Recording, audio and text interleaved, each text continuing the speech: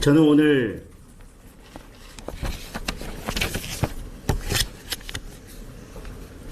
대통령을 만나면 정쟁적인 요소는 모두 덜어내고 민생에 관한 이야기만 하려고 했습니다. 어제 현장 행보를 통해서 만났던 분들이 들려주신 현장의 신음소리를 대통령께 들려드리려고 했습니다. 시장은 힘에 의해서 움직이는 것이 아니라 수요와 공급에 의해서 움직인다는 지극히 당연한 시장의 원리를 대통령이 거스르려 하지 말고, 대통령은 시장 뒤에서 시장을 지켜보면서 필요할 때 필요한 만큼만 시장에 개입해야 된다는 말씀을 드리려 했습니다.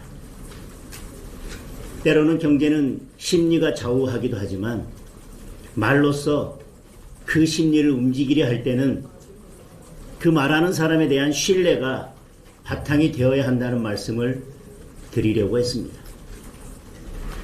입법과 같은 지극히 당과 대통령이 협의를 통해서 처리해야 되는 문제에 대해서 고위 당정과 같이 늘 대통령과 여당이 마주 앉으면 논의하는 그런 입법 문제에 대해서는 긴밀히 협의하시고 소통하시고,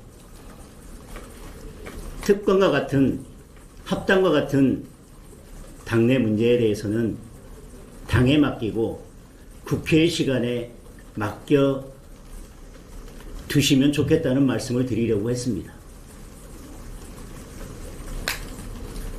국민이 원하는 대통령은 외교, 관세 협상 이런 문제에 있어서는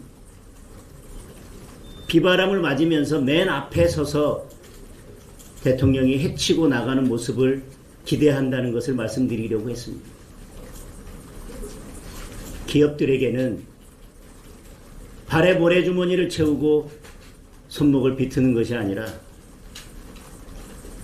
기업이 더 잘 뛸 수 있도록 도와주는 역할을 해야 된다는 말씀을 드리려고 했습니다. 그래야만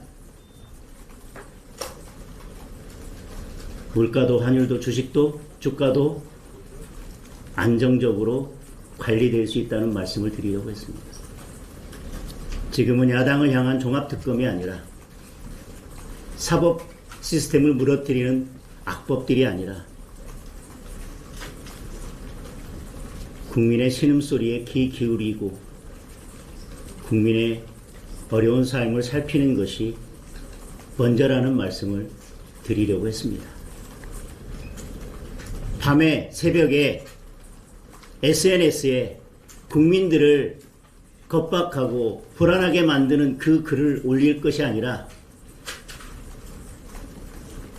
국민들이 신음하는 현장에 직접 나가서 눈으로 귀로 살피고 국민들의 손을 잡아주셔야 한다는 말씀을 드리려고 했습니다.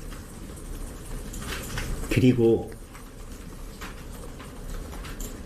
절대 권력은 절대 부패할 수밖에 없는데 야당이 제대로 기능을 해야, 언론이 제대로 기능을 해야, 그리고 여당이 대통령을 견제하는 기능을 해야, 그리고 청와대 내에도 대통령을 견제할 수 있는 힘이 있어야 그나마 덜 부패할 수 있다는 말씀을 드리려고 했습니다.